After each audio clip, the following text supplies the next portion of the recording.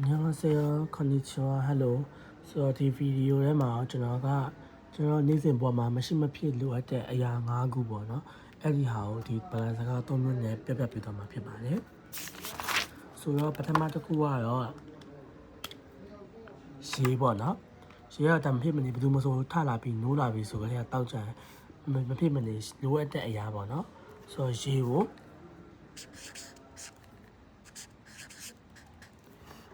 ဂျပန်လိုဆိုရင်မီဇူရေကိုရီးယားလိုဆိုလို့ရှိရင်တော့မူလ်မီဇူရေအင်္ဂလိပ်လိုကတော့ water ရေမီဇူမူလ်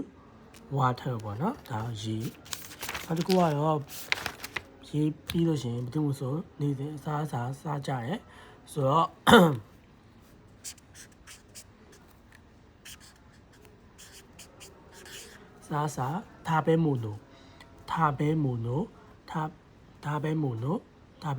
စား食べ物စားစရာ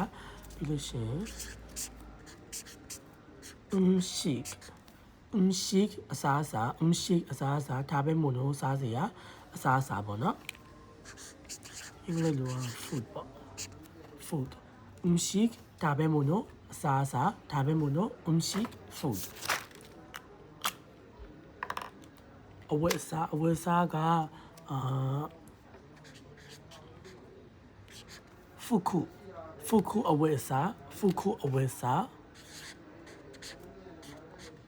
အိုတ်အဝတ်အစားဖုခုအဝတ်အစား close အဝတ်အစားအိုတ်ဖုခုအဝတ်အစားဖုခုအိုတ် closes ပေါ့နော်ပြီးရင်တော့မရှိမဖြစ်ဘယ်သူမှမဆိုရှိတယ်ပေါ့နော်အင်းရတော့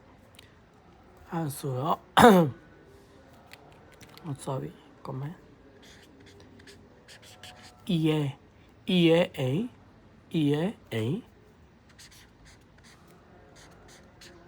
ပြီးတော့ jeep အိမ် house အိမ်ကိုjeep house ဆိုတော့အစားအဆုံးတစ်ခါပြန်ကြည့်မယ်နော်အိမ် jeep အိမ် house အိမ်ပြီးလို့ရှိရင်အဝတ်အစားကိုဖုခု oat ပေါ့နော် oat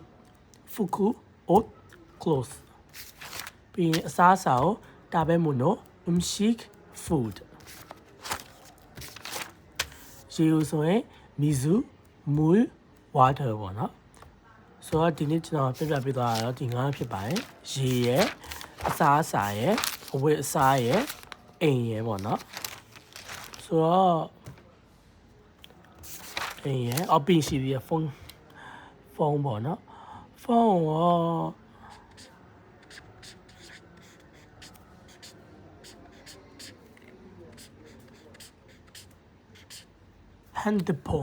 handphone ပေါ့နော် handphone ပေါ့